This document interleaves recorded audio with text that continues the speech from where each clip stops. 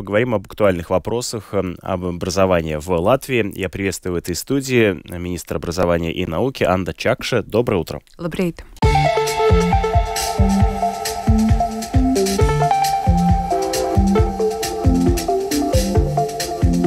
От первого лица.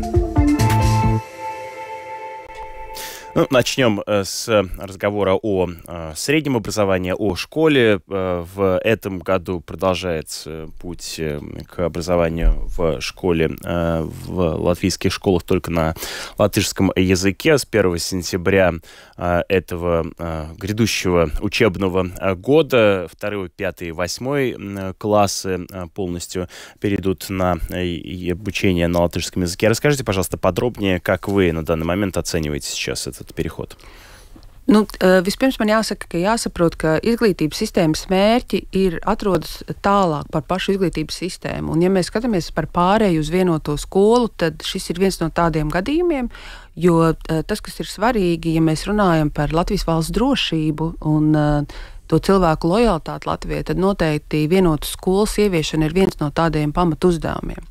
No pagājušā gada 1. septembra sākās 1., 4. un 7. klasē vienotu skolas ieviešanas princips, tātad pārēj uz mācībām latviešu valodā, un jāatzīst, ka tas ir bijis ļoti tāds izaicinošs projekts, jo īpaši vērtējot jau decembrī šīs skolas, 100 skolās tika veikts monitorings, mēs redzam, ka ir uzlabojusies sadarbības starp skolu un vecākiem, jo viens no tiem grūtākajiem momentiem, protams, ir, ka bērni nāk no mazākumtautību ģimenēm, kur arī mājās nav iespējams runāt latviešu valodā, tādēļ ļoti svarīgi bija, ka ir nodrošināts šis atbalsta mehānisms, kad ir pagarinātā dienas grupa un logopēds, kur bērniem palīdz jau skolā sagatavoties tālāk mācībām. Bet joprojām mēs redzam, ka vismaz 1/3 bērnu ir grūtības apgūt arī mācību saturu tieši valodas nezināšanas dēļ. Un jāsaprot, ka šī pāreja nenotiks pat 1 gada laikā. Tātad kopējais process ir iezīmēts 3 gadu laikā, bet, lai mēs nonāktu līdz tam, ka bērni spēj domāt un kvalitatīvi mācīties, noteikti būs šie 3 līdz pat 4 gadi nepieciešami, lai mēs varētu vērtēt, ka tālāk jau eksāmena rezultāti vai sasniedzamais rezultāts pašā izglītībā būs labs. Jā, ir ļoti daudz jāinvestē tieši pedagogos, pedagogu sagatavošanā, metodēs, un otra svarīgā lieta ir iesaistīt vecākus, veidot šo latvisko vidi. Vēl viens pētījums, kas ir tieši saistībā ar pilsonisko izglītību, labi parāda, ka šajā vidē uzlabojot šo vidi, kas saka, ka jābūt ir, ka sienas pat runā, teiksim, latviski, tas ir daudz lielāks atbalsts bērniem, un kas svarīgi arī vecākiem rada izpratni, kāpēc tas notiek, jo ir jāatzīmē vēlreiz, te jau nav mērķis kādu pārtaisīt par kaut ko citu, tas mērķis ir nodrošināt bērniem iespēju, pēc tam jauniešiem iziet pilnu izglītības ciklu Latvijā, iegļūt kvalitatīvu izglītību, nodrošināt sev labāko iespējamo dzīves модели tālāk Латвijā. Я тезисно перескажу только что сказанное. Итак, начнем с того, что цели образования, по словам министра, выходят за рамки только непосредственно обучения. Речь идет о том, что это касается вопроса и государственной безопасности. Поэтому, да, переход происходит. Это является значительным вызовом для школы. Это мы видим по предыдущим годам. И проводятся мониторинги, которые обращают внимание на то, что сотрудничество между школой и родителями является ключевым, и оно улучшается. В частности, как отмечает госпожа министр, это касается и того, что организуются группы продленного дня, где с привлечением специалистов, логопедов продолжается изучение латышского языка, и, соответственно, это при этом одновременно надо отметить, что наблюдается значительное число школьников, которые испытывают затруднения при освоении содержания. Поэтому этот процесс полного перехода, он еще займет некоторое время, около 3-4 лет, не меньше.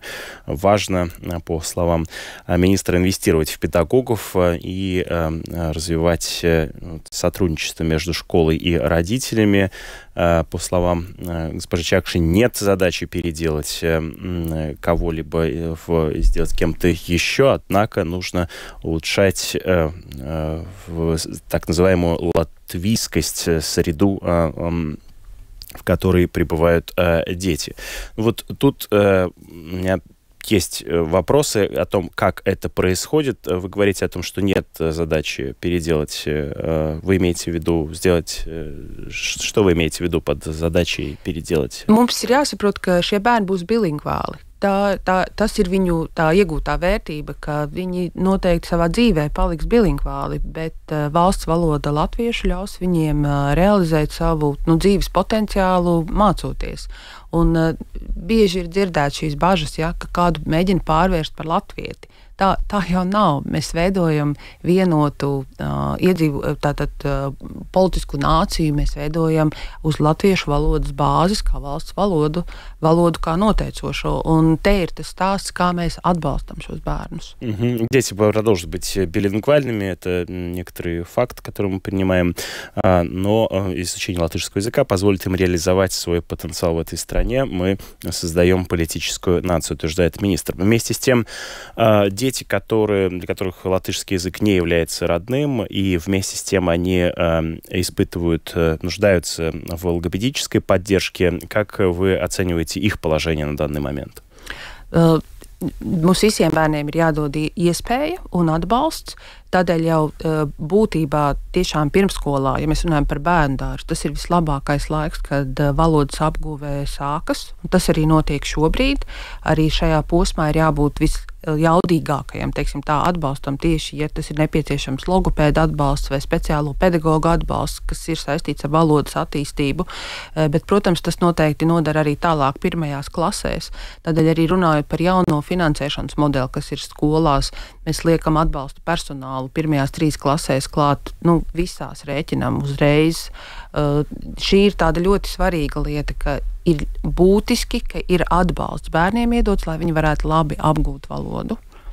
Итак, необходимо обеспечить возможности и поддержку для всех детей, включая и детей, которые требуют логопедической поддержки. Лучшее время для освоения языка — это детский сад, соответственно, и именно на поддержку детей в детском саду и начальных классах рассчитана модель финансирования, которая подразумевает доступность таких специалистов, утверждает министр. При этом есть отдельное сообщение логопедов, что практика это приводит к торможению образовательного развития у детей, для которых латышский язык не является родным. Как быть с ними? Как быть в этой ситуации?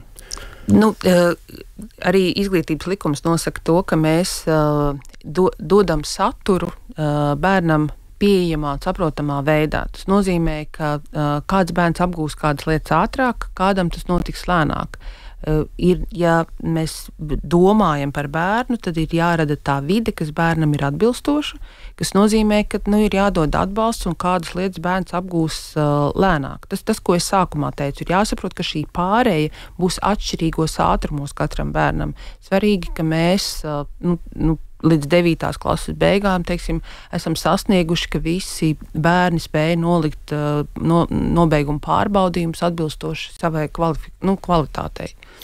То есть у каждого этот процесс будет происходить с особой скоростью, и вот он займет некоторое время. Да, я понимаю, но вместе с тем ребенок, который нуждается в логопедической поддержке, он, как мы понимаем, тут вопрос не столько, то есть вообще не идеологический, а освоение языка, оно, так сказать, необходимо для последующего образования и, в частности, для освоения другого языка. Государство государственного языка в частности. Вот тут, очевидно, есть конкретные проблемы. Как вы понимаете, как их можно решать? Ну, то есть вы упомянули по поводу модели финансирования, поддержки специалистов, но вместе с тем это на данный момент единственное, что вы можете предложить, или что есть какие-то? Ir jāsaprot, kur ir problēma. Ja pietrūkst speciālistu, tad šobrīd ir atbalsts arī speciālistu sagatavošanā. Ja speciālists nav konkrētajā pašvaldībā, tad jautājums, kā kopā ar pašvaldību var izsināt to, lai piesaistītu, teiksim, papildu speciālistus. Ja jautājums ir samaksā darba algā, ka, teiksim, speciālisti iet vairāk privātā sektorā, nevis nāk uz skolu, tad tam mēs jau no pagājušā gada esam sākuši finanšu investīciju lielāku tieši pedagogu atbalstā un arī speciālistu atbalstā. Vienmēr jāsaprot, kura lieta ir tā, kas ir tā krīze, kur nepietiek. Mēs šobrīd tas, ko es redzu no sistēmas aspektiem, ka logopēdu sagatavošana ir bijusi mazākā to, kā ir nepieciešamība, jo bērni ar runas traucējumiem vai, teiksim, ar tādu logopēdisko atbalstu abu valodu plūsmās ir pieauguši, tāpatās kā speciālās pedagoģijas vajadzība un sociālo pedagogu vajadzība. Līdz ar to mēs arī veidojam, un ar Latvijas universitāti ir programma, lai viņi atjaunotu, sagatavot šos speciālistus. Tas ir tāds ceļš, protams, tieši speciālistu sagatavošanā. Надо понять, где проблемы в подготовке специалистов или в обеспечении финансирования. Надо заниматься вот этим, готовить специалистов. Сейчас с Латвийским университетом как раз этот вопрос тоже обсуждается. Еще одна тема, тоже связанная опосредованно с освоением латышского языка. В латвийских школах учатся несколько тысяч учеников из Украины, причем на разных возрастных группах, в разных классах. И также есть сообщение о том, что есть проблемы, с тем, что они вынуждены учить физику, математику и так далее на латышском языке, при этом, имея ограниченное свойство, ограниченное время на его обучение. Как вы оцениваете сейчас, с какими проблемами сталкиваются ученики из Украины? Man jāsaka, ka patiesībā darbs ar Ukraiņu bērniem bija tas primārais, kas mums palīdzēja arī veidot sistēmu pārējai uz vienotu skolu. Īpaši sākumā nebija liela pieredze izglītības sistēmā, kā tādā daudz valodu vidē veidot mācību saturu. Un tieši pateicoties šai Ukraiņu bērnu integrācijai skolās, mēs apguvām to veidu. Arī nonācām līdz projektam, kas ir tātad pārējais gads, kur dod papildus vairāk tieši latviešu valodas zināšanas. Tas vienmēr, redzu, tā atšķirība ir pārējai uz latviešu valodu, ka mums ir klasē principā 90-95% mazākumtautību bērni. Ukraiņu bērni klasē parasti ir 1, 2, 3, un tur ir caur individuālu darbu ātrāk nonāk līdz rezultātam. Līdz ar to tās situācijas ir mazliet atšķirīgas, bet, protams, ka tieši tāpatās Ukraiņu bērniem tiek sniegts atbalsts, lai viņi varētu apgūt saturu latviešu valodā. Te gan ir vēl otra daļa, ka daļa Ukraiņu bērnu turpina mācības apgūt attālināti Ukraiņu izglītības sistēmā. Un te, man liekas, ka mums ir valstiski jāpieņem lēmums, ka iespējams zināmā brīdī šiem bērniem būtu jābūt piesaistītiem arī skolai, ne tikai pašvaldībai, kā tas ir šobrīd. Многие из украинских детей продолжают учиться и удаленно в украинских школах. Да, вот подробнее могли бы вы рассказать, пожалуйста, об этом, что вы имеете в виду, что необходимо изменить в данном случае самоуправление государства, где тут как? Šobrīd regulējums nosaka, ka visi bērni ir reģistrēti pašvaldībā, un pašvaldība seko līdz tātad, kas notiek ar bērniem. Mēs redzam, ka nevienmēr bērniem ir pietiekams atbalsts tieši izglītības apguvē, jo šī attālinātā mācīšanās var būt ļoti dažāda. Bērnam, manā skatījumā, ir jābūt šai piesaistē arī skolai, lai iedzīvotos arī šajā vidē. Īpaši mēs redzam, ka karš turpina būt un tas laiks ir pietiekami ilgs, un man liekas, ka ir ļoti svarīgi, ka šie bērni ir arī integrēti vidē Un, ja viņi nolems, piemēram, mācīties tālāk arī latviskajā vidē, tad viņiem būs nepieciešama valoda un spēja iedzīvoties. Līdz ar to es domāju, ka mums būtu jādomā par to, ka tas ir не tikai пiesaista pašvaldībai, bet iespējams arī tomēr конкретной изглитības иестādei. То есть многие из украинских детей, которые проходят удаленное обучение, они зарегистрированы в самоуправлениях, и поэтому в случае, если они вдруг решат обучаться в латвийских школах очно, я так понимаю, в этом ключевой вопрос, то понятно, что они должны иметь возможность это сделать, и на данный момент тут, возможно, им оказывается недостаточно поддержки, в частности, в освоении латышского языка. Еще один вопрос, который я хотел бы обсудить, касающийся содержания образования. Он касается не столько перехода, сколько самого по себе содержательного вопроса. Появляется сообщение о том, что в следующем учебном году ученики будто бы не смогут исправлять свои работы. Ученик пишет контрольную работу, получает отметку его неудовлетворяющую. И что дальше? Расскажите, пожалуйста, подробнее, какие содержательные изменения произойдут в ближайший учебный год. Tātad tā ir jaunā vērtēšanas sistēma, kurai bija jāstājas spēkā jau pagājušā gada 1. septembrī. Un daļa skolu, es teiktu, vairāk kā 30% skolu jau ir pārgājuši uz šo jauno vērtēšanas sistēmu, bet mēs pārlikām kā obligātu to uz nākamo gadu, tātad jau uz šo mācību gadu, kas būs sākot no 1. septembra, un tas iemesls bija, lai pilnībā skolas varētu sagatavoties, jo tas prasa, protams, no skolotājiem lielāku plānošanu, arī iepazīstināt skolēnus ar to un skolēnu vecākus, kas ļoti svarīgi ar to, ko nozīmē šī jaunā vērtēšanas sistēma. Jo lielā mērā tā ir tāda domāšanas maiņa, nevis, ka es eju dēļ atzīmes uz kādu pārbaudījumu un varu iet arī nesagatavojies, jo pēc tam es tāpatās viņu varēšu pārrakstīt, bet ka zināšanas ir tāds kopums, kur tas gala vērtējums ir beigās, un pa vidu es nomēru sev, cik tālu es tai zināšanās esmu ticis. Tā ir būtiska domāšanas tāda maiņa, bet tas ir svarīgi, kad ir kopā sapratne gan skolotājiem, gan vecākiem, un, protams, kad arī bērniem ir tas labi izskaidrots. Es pati esmu tikusies ar skolēniem skolās, un kur ir labi izskaidrots, un kur saprot, un kur tas nav bijis pietiekami. Skolās, kur patiesībā jau ir pārgājuši šo vērtēšanas sistēmu. Un tādēļ mums ir izveidota arī informatīvā kampaņa, kur par to stāsta. Par to ļoti daudz var izlasīt Valsts izglītības satura centra mājaslapā. Ir speciāla sadaļa par šo jauno vērtēšanas sistēmu, un noteikti, ja skolēniem vai viņu vecākiem nav skaidrība, ir jāvērš skolā un jālūdz vēlreiz paskaidrot. Es zinu, ka daudzās skolās ir bijuši vecāku sapulces veltīts tieši šai vērtēšanas sistēmai. С 1 сентября уже текущего учебного года такая система оценивания должна была быть введена, но ее отложили до введения в следующем учебном году. Между тем, почти каждая третья, 30% учебных заведений перешли на новую систему оценивания. Она подразумевает иной подход к мышлению. Ученик, так сказать, существует порочная практика. Он приходит сдавать контрольную работу для того, чтобы узнать вопросы, содержание, которое там будет представлено, и впоследствии пытается ее пересдать. Тут надо менять подход к мышлению, к тому, как создается, так сказать, оценивание работ как таковых. Много тут, конечно, ложится на вот эту коммуникацию между учениками, школами и родителями. Подробнее об этом можно прочитать на сайте Центра содержания образования, где в соответствующем разделе рассказано подробнее об этой системе оценивания. Впереди еще, на самом деле, много вопросов, которые хотелось бы обсудить, но, к сожалению, у нас остается совсем немного времени. Как вы видите вопрос доступности сейчас педагогов, кадров, как вы понимаете, можно этот вопрос решать?